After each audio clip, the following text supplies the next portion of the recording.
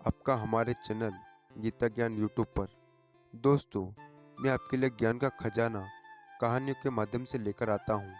तो यदि आपको कहानी सुनने में अच्छी लगती है और आप अपने जीवन को सुधारना चाहते हैं, अपडेट करना चाहते हैं, तो हमारे चैनल को सब्सक्राइब करें, लाइक करें।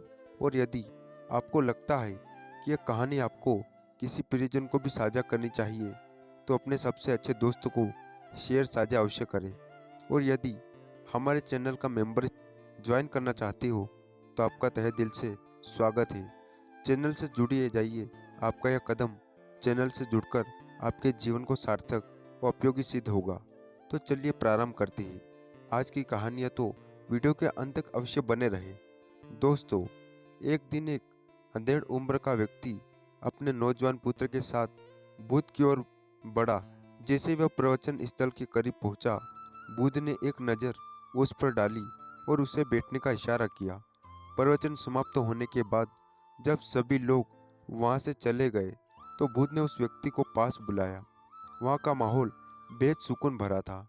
चारों तरफ हरियाली फैली हुई थी। मौसम मनमोहक था और पक्षियों की मधुर ध्वनियाँ वातावरण को अद्भुत बना रही थी।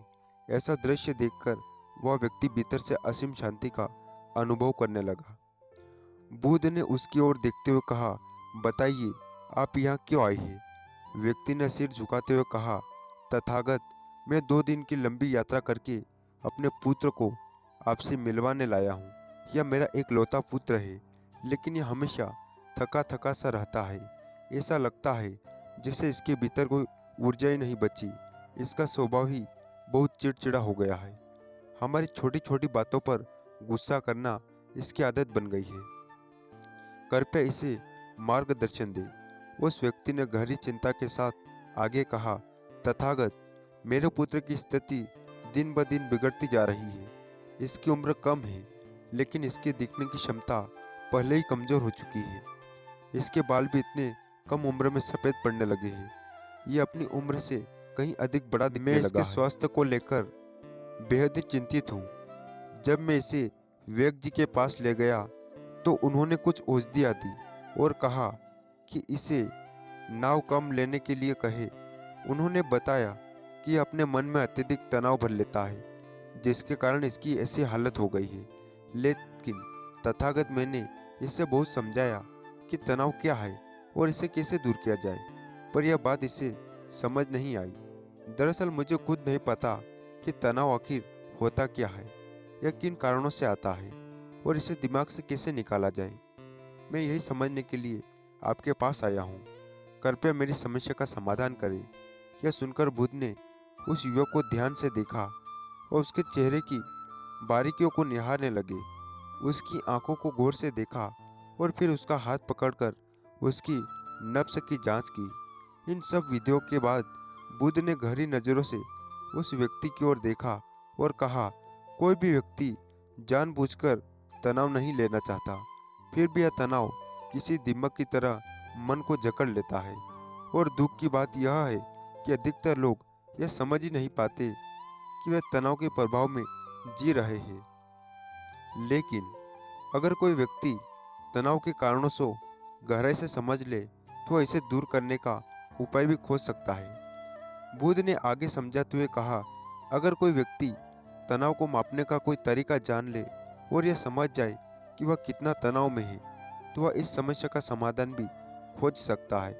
लेकिन सबसे पहले यह जानना जरूरी है कि तनाव आखिर होता क्या है। जब कोई व्यक्ति कोई काम करता है, लेकिन उसका मन उस काम में ना लगाकर कहीं और भटक रहा होता है, कल्पनाओं में खोया रहता है, तो उसके मन में और शरीर के बीच एक दूरी पैदा हो जाती है। यह दूरी जितनी अधिक होगी, व्यक्ति उतनी गहराई बेहोशी की अवस्था में रहता है। इसी तरह दूरी और खिंचाव को हम तनाव कहते हैं।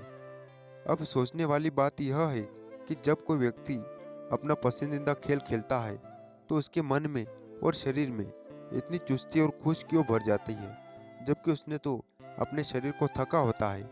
इसका कारण यह है कि खेलते समय व्यक्ति का मन और शरीर दोनों पूरी तरह से उस खेल पर केंद्रित होते हैं। इस एकाग्रता के कारण मन और शरीर के बीच कोई दूरी नहीं रहती और तनाव भी पैदा नहीं होता। यदि पहले से कोई तनाव होता है तो वह भी दूर हो जाता है। इसके विपरीत जब हम कोई ऐसा काम करते हैं जो हमें पसंद नहीं, तब क्या होता है? बुद्ध ने समझाया, जब हमारा शरीर किसी काम में लगा होता है लेकिन हमारा मन कहीं और भटक रहा होता है, तो शरीर और मन के बीच दूरी पैदा हो जाती है। यही दूरी तनाव का कारण बनती है। इसलिए व्यक्ति को हमेशा एक समय पर सिर्फ एक ही काम करना चाहिए। अपने तन और मन की सारी ऊर्जा उसी काम में लगा देनी चाहिए। ऐसा करने से तनाव पैदा होने की कोई संभावना नहीं रहती। इसके बाद बुद्ध ने अपनी बातों को आगे बढ़ाते हुए कहा, तनाव के मुख्य 8 कारण होते हैं। जिसने इन कारणों को समझ लिया और उन पर नियंत्रण पा लिया, वह जीवन भर तनाव मुक्त रह सकता है। इन 8 कारणों में सबसे पहला कारण है अति महत्वाकांक्षी होना। महत्वाकांक्षी होना बुरी बात नहीं, लेकिन क्या आपने कभी सोचा है कि इंसान के लक्ष्य कभी पूरे क्यों नहीं होते? एक लक्ष्य पूरा होते ही वह तुरंत दूसरे की ओर भागता है, दूसरा लक्ष्य पूरा होते ही वह तीसरे की तरफ दौड़ पड़ता है। इसी तरह वह जीवन भर अपने लक्ष्य को हासिल करने के पीछे भागता रहता है। इस प्रक्रिया में अति महत्वाकांक्षी व्यक्ति वर्तमान में जीना भूल जाता है। उसका शरीर तो वर्तमान में होता है, लेकिन उसका मन हमेशा भविष्य की योजनाओं और इच्छाओं में उलझा रहता है। इस कारण से मन और शरीर के बीच एक खिंचाव पैदा हो जाता है और यही उसे तनाव भरी जिंदगी जीने पर मजबूर कर देता है। बुद्ध की बात सुनकर वह लड़का उत्सुकता पूर्वक बोला, बुद्ध, तो इसका मतलब यह हुआ कि हमें कोई लक्ष्य ही नहीं बनाना चाहिए, क्योंकि लक्ष्य बनाना भी तो महत्वाकांक्षी है। बुद्ध मुस्कुराए और बोले, जीवन में लक्ष्य बनाना बिल्कुल गलत नहीं, लेकिन समस्या तब होती है जब हम अपने पूरे ध्यान को उस लक्ष्य के परिणाम पर केंद्रित कर देते हैं और उसकी चिंता में खो जाते हैं। तो यह सीखना होगा कि वर्तमान में कैसे जिया जाए। लक्ष्य बनाए और उसके प्राप्ति के लिए पूरी मेहनत कीजिए, लेकिन यह भी याद रखिए कि आप इस समय वर्तमान में हैं और वर्तमान ही असली सत्य है। इसके बाद बुद्ध ने कहा, तनाव का दूसरा सबसे बड़ा कारण है ईर्ष्या करना। जब कोई व्यक्ति ईर्ष्या और जलने से भर जाता है तो उसका मन अंदर से सड़ने लगता है। ईर्ष्या एक ऐसा घाव है जो भीतर ही भीतर मन को चोटिल करता रहता है। शरीर का घाव समय के साथ भर सकता है, लेकिन मन का घाव कभी नहीं भरता। इसलिए किसी खुशी या तरक्की देखकर ईर्ष्या करने से बचना चाहिए, क्योंकि यह तनाव का बड़ा कारण बनता है। बुद्ध ने आगे कहा, तनाव का तीसरा बड़ा कारण है अपूर्ण और अनुचरण कार्य। जब हम ऐसे काम करते हैं जिनसे हमारी कोई रुचि नहीं होती, तो हमारा मन उस काम में लग ही नहीं पाता। हमारा मन शरीर तो उस काम में लगा होता है, लेकिन हमारा मन कल्पनाओं में भटक रहा होता है। इसी वजह से शरीर और मन के बीच खिंचाव पैदा होता है और यह तनाव का रूप ले लेता है। इसलिए इंसान को हमेशा अपनी रुचि और अपने पसंद के अनुसार काम करना चाहिए। यदि कोई व्यक्ति यह समझ जाए कि उसे कौन सा काम सबसे ज़्यादा पसंद है, तो वह अपने जीवन में तनाव से बच सकता है। बुद्ध ने कहा, यदि कोई ऐसा व्यक्ति काम चुने उसकी रुचि के अनुसार और उसे अपने जीवन का लक्ष्य बना ले, तो काम उसके लिए एक खेल जैसा आरामदायक बन जाता है। फिर काम बोझ नहीं, बल्कि जीवन का सुखद हिस्सा बन जाता है।